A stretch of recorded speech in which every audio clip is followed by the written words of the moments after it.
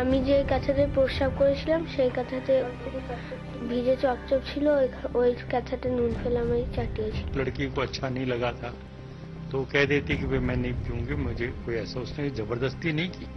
जबरदस्ती का मतलब होता है उसके हाथ पैर पकड़ करके और फिर उसके मुंह में जबरदस्ती ठूंसती उसके पेशाब को, तो बात होती। या किसी दूसरे के पेशाब को उसे पिलाती तो भी बुरा माना जाता। 10 साल की मासूम के साथ जो हुआ उसने पूरे देश को झकझोर कर रख दिया। पश्चिम बंगाल के वीरभूम जिले में शांति निकेतन के पाथा भवन स्कूल में शनिवार को बच्ची को उसी का मूत्र पिलाने की घटना के बाद पूरे देश में हंगामा मच गया। लेकिन स्वामी अग्निवेश को लगता है कि वार्डन ने जो किया सही किया। जहां तक हॉस्टल वार्डन का सवाल है, उस गरीब सी महिला के ऊपर सारा देश ऐसे टूट के पड़ रहा है जैसे उसको फांसी पे लटका देंगे। उसने पहले भी कुछ लड़कियों को जिनकी आदत थी बिस्तर पे पेशाब करने की, उनको ये बात कही थी कि देशी इलाज है, समझ रहे, तो उसने कहा होगा कि इसको तुम भी पी लो भाई। शनिवार रात को हुई घटना के बाद रविवार को बच्ची के माता पिता ने वार्डन के खिलाफ मामला दर्ज करवाया। इधर शांति निकेतन प्रशासन की तरफ से बच्ची के माता पिता पर हॉस्टल में हंगामा करने का आरोप लगा। वार्डन और बच्ची के माता पिता की गिरफ्तारी भी हुई, लेकिन बाद में सभी को जमानत में छोड़ दिया गया। कानून इस मसले पर अपना काम कर रहा है, लेकिन स्वामी अग्निवेश ने तो बिस्तर गीला करने का देसी इलाज बताते हुए इस पूरे केस को ही खारिज कर दिया। मुझे खुद इस बात की शिकायत थी, अपने बहुत बड़ी उम्र तक मैं बिस्तर में पेशाब कर देता था, तो मुझे स्वास्थ्य की जो संबंधी किताबें हैं, खास करके नेचर क्योर वगैरह की, उसमें मैंने स्वमूत्र चिकित्सा की किताब पढ़ी। जब मैंने ये पढ़ा तो मैंने उसका स्वयं प्रयोग किया, कई महीनों तक किया, लगातार किया। लेकिन स्वामी अग्निवेश को शायद इस बात का एहसास ही नहीं है कि उस 10 साल की मासूम बच्ची के दिल पर क्या बीती है। इस घटना के बाद बच्ची अब भी सदमे में है। आप इस तस्वीर को देखिए जो मैंने बनाई है। एक गधा खेत के बीच में खड़ा है और एक चिड़िया पेड़ की टहनी से उसे देख रही है। मैंने इस तस्वीर को इसलिए बनाया है ताकि मैं उस घटना को भूल सकूं, लेकिन मैं ऐसा नहीं कर सकती हूं। शांति निकेतन की विश्व भारती विश्वविद्यालय के प्रशासन की तरफ से इस घटना की जांच के लिए 4 सदस्यों की एक जांच कमेटी बनाई थी, जिसने अपनी प्राथमिक रिपोर्ट वीसी को सौंप दिया है, जिसके मुताबिक बच्चे को वार्डन ने यूरिन पीने का निर्देश तो दिया था, लेकिन बच्ची ने पिया नहीं। फिलहाल वार्डन उमा पोद्दार सस्पेंड है। 5वीं क्लास में पढ़ने वाली बच्ची के साथ जो घटना हुई उसका हर जगह विरोध हो रहा है और साथ ही छिड़ गई है अग्निवेश के विवादित बयान पर बहस। आप मेडिकल साइंस और ये सारी चीजें वहाँ पर बहस नहीं करते। जब रोजमर्रा आप तुलसी का पत्ते उबाल के पिला दिया, हल्दी पीस करके पिला दिया, तुलसी का पत्ता अलग बात है। अब ये सब सुनो, अरे यार मैं बता रहा हूँ आपको जी। उस वार्डन ने पहले 2 लड़कियों का इसी तरह से इलाज किया था। वो डॉक्टर है स्वामी जी, इलाज किया जो आप बात कह रहे हैं वो डॉक्टर नहीं है। डॉक्टर नहीं होता यार जी, स्वामी जी वो लेकिन बीमारी है स्वामी अग्निवेश जी। लेकिन रंजना कुमारी जी ने जो आपसे एक सवाल पूछा बीमारी है, उसका मैं आपसे जवाब जानना चाहूंगी। स्वामी अग्निवेश जी, क्या बच्ची के अधिकारों का हनन नहीं हुआ? एक सवाल मेरा भी है अग्निवेश जी से, क्या मैसेज क्या स्वामी जी क्या मैसेज देना चाहते हैं? संगड़ बना रहे हैं आप लोग? नहीं बिल्कुल नहीं स्वामी जी, आप ये समझते हैं कॉर्पोरल पनिशमेंट को स्वामी जी आप कैसे सपोर्ट कर सकते हैं? क्या मैसेज देना चाहते हैं स्वामी जी? आप चाहते हैं उस हॉस्टल की वार्डन के बाल नोच लिए जाए, उसको फांसी पे लटका दिया जाए? आप चाहते हैं कि बच्ची एक मिनट आप चाहते हैं कि बच्ची सारी उम्र डिप्रेशन लेकर जिए और उसके दिमाग में ट्रॉमा जिंदगी भर रहे? स्वामी जी आप ये चाहते हैं? कभी ये साइंटिफिकली प्रूव नहीं हुआ एलोपैथी या किसी भी पैथी में कि यूरिन यानी कि यूरोफेजिया से किसी को कोई फायदा होता है। इस प्रकरण में 2 अलग अलग इशू है। पहला तो ये कि यूरिन पीने से फायदे या नुकसान क्या है, और दूसरा इशू ये है कि जो बच्ची को जबरन यूरिन पिला दिया गया वो अच्छा था या बुरा था। बाबा इन दोनों बातों को गोलमोल करके एक अपना नया कॉन्सेप्ट दे रहे हैं। ये बिल्कुल गलत तरीके से इसको प्रस्तुतिकरण किया जा रहा बाबा की तरफ से। और जिस तरह से उस बच्चे को ये कहा गया, सारी जिंदगी बताया जाता है कि आप मल मूत्र गंदा है, आप इससे दूर रहो, ये गंदगी है, बिस्तर पर होता है तो गंदा कर रही हो तुम बिस्तर, ये सारी बातें उस बच्चे के पास है। और एक लड़की है 10 साल की है, उसके साथ ये जाती है, सरासर उससे अन्याय है, ये उसकी अस्मिता पर अन्याय है, उसके आत्मसम्मान पर ठेस लगी है। और इस बीमारी को नॉक्टर्नल इन्यूरिसिस कहते हैं और बहुत कॉमन बच्चों में देखी जाती है और उसके साइंटिफिक तरीके हैं। हाँ। और ये वाला तरीका कहीं पर भी दूर दूर तक कभी एडवाइस नहीं किया जाता। और जिस तरीके से बच्ची के साथ किया गया है, एक तरफ उस बच्ची के ऊपर सीवियर ट्रॉमा, बहुत ज्यादा मानसिक आघात, और उसके अलावा इस तरह के जब इंसिडेंट्स होते हैं तो बच्चों के माइंड पे बहुत गहरी छाप छोड़ जाते हैं। क्योंकि हमारा कॉन्स्टिट्यूशन अगर हम देखते हैं फंडामेंटल ड्यूटीज के चैप्टर में, तो वो कहता है कि एक साइंटिफिक टेम्परामेंट क्रिएट करना चाहिए। अभी हमारे स्वामी जी जो दुनिया के उपदेश देते हैं लोगों को, आज क्या मैसेज देने जा रहे हैं कि हम लोग अपने यूरिन को फेंक कर उसको बोतल में रखकर उसको फ्रिज में रखें और पीने का इस्तेमाल करें। क्या मैसेज दे रहे हैं? मुझे लग रहा है ये तो बहुत ही गलत, जो हमारे जैसे निर्मल बाबा लोगों को बेवकूफ बनाते हैं। आज तो ये कहना पड़ेगा कि हमारे जो अग्निवेश जी हैं वो भी पब्लिक को बेवकूफ बना रहे हैं। ये पहला मौका नहीं है जब स्वामी अग्निवेश उन लोगों की हिमायत में उठ खड़े हुए हों जिनके खिलाफ पूरे देश में गुस्सा हो। कई बार उनकी हिमायत उन्हें समाज सेवक का दर्जा दिला देती है, तो कई बार वो बन जाते हैं विवादों के स्वामी। मैं सारी जिंदगी विवादित रहा, क्योंकि लॉस्ट कॉजेज उठाता रहा मैं। कंट्रोवर्सी होगी और सारी जिंदगी कंट्रोवर्सी मेरा पीछा करती है, लेकिन मैं इसी को एक अपॉर्चुनिटी में बदलने की कोशिश करता हूं। स्वामी अग्निवेश का विवादों से पुराना रिश्ता है, ये तो वो खुद भी मानते हैं। हालांकि वो अपने जीवन से जुड़े विवादों को जिस दार्शनिक अंदाज में पेश करना चाहते हैं उससे शायद ही कोई सहमत हो। हकीकत तो ये है कि अग्निवेश को अपने विवादित बयानों की वजह से आमतौर पर कड़ी आलोचना का सामना ही करना पड़ता है।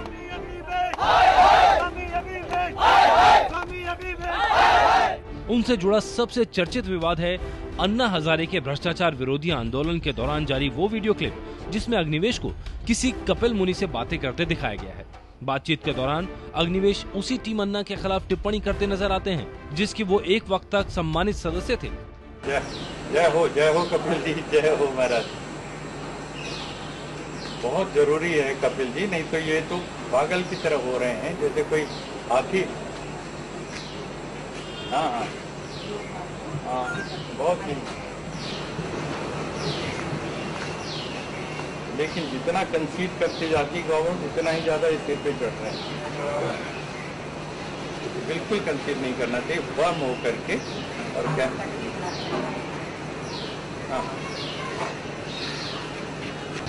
हाँ जी, बिल्कुल फर्म हो करके कहिए। कोई सरकार को इस तरह से ये करें तो बहुत बुरी बात है। हमें शर्म महसूस हो रही है कि हमारी सरकार इतनी कमजोर हो रही है। बहुत बुरा। नहीं देखिए ना, इतनी बड़ी अपील करने के बाद अन्ना फास्ट नहीं तोड़ते हैं। इतनी बड़ी चीज कह दी, सारी पार्लियामेंट ने कह दी। हाँ, और इतनी ऊंचे शब्दों में प्रधानमंत्री ने उनका वो किया था। हालांकि बाद में अग्निवेश ने इस वीडियो क्लिप में दिखाई गई बातचीत को लेकर काफी सफाई दी, लेकिन अग्निवेश चाहे कुछ भी कहे, इस वीडियो क्लिप के सामने आने का नतीजा तो यही हुआ कि अन्ना हजारे की कोर टीम और उनके भ्रष्टाचार विरोधी आंदोलन से अग्निवेश बाहर हो गए। अग्निवेश से जुड़ा एक और विवाद है अमरनाथ यात्रा के बारे में दिया गया उनका बयान। देखो, मैं तो ये सब मुझे समझ में नहीं आता। ये यात्रा करने वाले जो आते हैं ना, तो जिसको मैं धार्मिक पाखंड कहता हूँ, मैं इस तरह के रिलीजन में मेरा यकीन नहीं है। मुझे तो ये मज़हब समझ में कम आता है, चाहे वो मुसलमान का मज़हब हो, चाहे हिंदू का हो, चाहे ईसाइयों का हो या सिख का हो। अरे भैया, ऐसा ही देवता है जो तुम्हारा गर्मी की ग्लोबल वार्मिंग में पिघल जाता है और तुम उसको टूरिज्म के लिए खाली फिर से बनाते हो, जिंदा करते हो। ये क्या मजहब है और क्या वसूल, मैं तो समझता नहीं इसको। अग्निवेश की इस टिप्पणी का उस वक्त खासा विरोध हुआ था। कई संगठनों ने उन पर लोगों की धार्मिक भावनाओं को चोट पहुंचाने के आरोप लगाए। अग्निवेश के इस बयान से नाराज एक सन्यासी ने तो अहमदाबाद में उन पर हमला कर दिया था और सरेआम उनकी पगड़ी उछाल दी थी। आज करोड़ों हिंदुओं की श्रद्धा बाबा अमरनाथ के ऊपर गाली देने वाले ऐसे कई अग्निवेश पैदा होंगे। हिंदू समाज के ऊपर इस प्रकार से प्रहार करने का उसका कोई अधिकार नहीं है। वो भ्रष्टाचार के सामने कोई भी लड़ाई, हमें उससे कोई तकलीफ नहीं है, मगर हमारा आराध्य देव बाबा अमरनाथ के ऊपर कोई भी अगर उठाएगा उसको पकड़ लिया जाएगा। अग्निवेश के अमरनाथ यात्रा के बारे में दिए गए बयान के चलते हरियाणा के हांसी जिले में उनके खिलाफ एफआईआर भी दर्ज कराई गई थी। इस मामले में अपने खिलाफ आपराधिक कार्रवाई रुकवाने के लिए अग्निवेश ने हाई कोर्ट का दरवाजा खटखटाया, लेकिन जब वहां उनकी अर्जी खारिज हो गई तो उन्होंने सुप्रीम कोर्ट में अपील की। सुप्रीम कोर्ट ने उनकी अर्जी पर अंतिम फैसला तो फिलहाल नहीं सुनाया है, लेकिन सुनवाई के दौरान ही उन्हें अच्छी खासी फटकार लगा दी।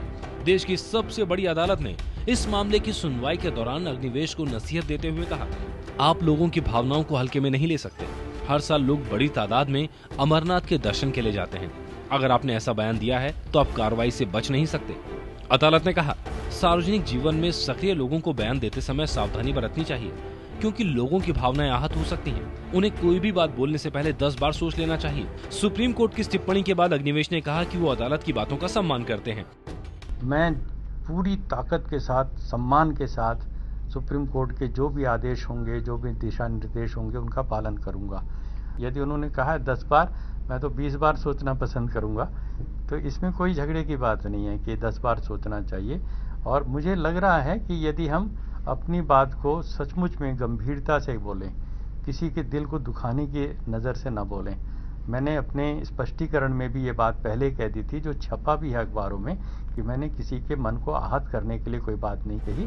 अग्निवेश अगर वाकई अदालत की बातों का सम्मान करते हैं तो उन्हें भविष्य में ऐसे मुद्दों पर संभल कर बोलना होगा जिनसे लोगों की भावनाओं को ठेस लगने की आशंका हो। सबके साथ दोस्ती और सबके साथ मोहब्बत का पैगाम लेके चल रहा हूँ, और मेरी कोशिश है कि हम लोग समाज को बदलें।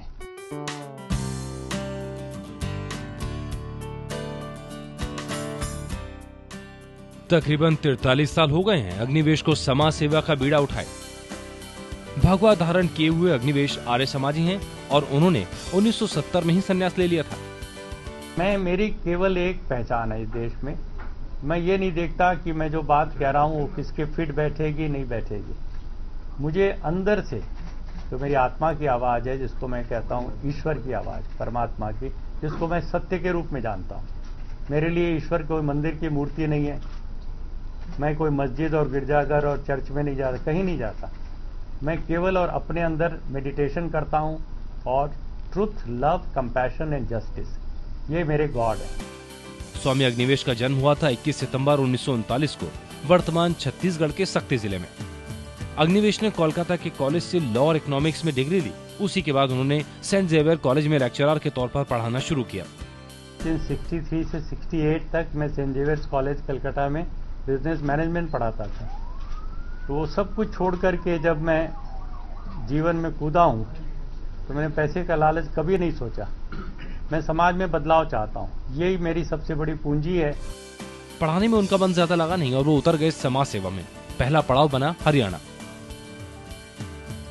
जब 1968 में मैं हरियाणा में मैंने शुरुआत की, तो गांव में जा करके जब हम 200 नौजवान पैदल चल रहे थे कुरुक्षेत्र से दिल्ली के लाल किले तक समाज में बदलाव लाने के लिए, तो हमने गांव वालों से पूछा कि भाई तुम्हारी तकलीफ क्या है सबसे बड़ी। आपको जान के हैरानी होगी, उन्होंने कहा हमारे गांव में जो शराब का ठेका जब से सरकार ने लगाया है, तब से हमारा गांव बर्बाद हो रहा है। और जब हमने शराब को बंद कराने के लिए आंदोलन चलाया, तो हमारी सरकार ने हमें जेल में डाल दिया, हथकड़ियां डाल दी हमारे हाथों में, बाजार में घुमाया, रोहतक के, सोनीपत के बाजारों में। कहने का मतलब उस समय मुझे लगा कि ये समाज को बदलना मामूली बात नहीं है।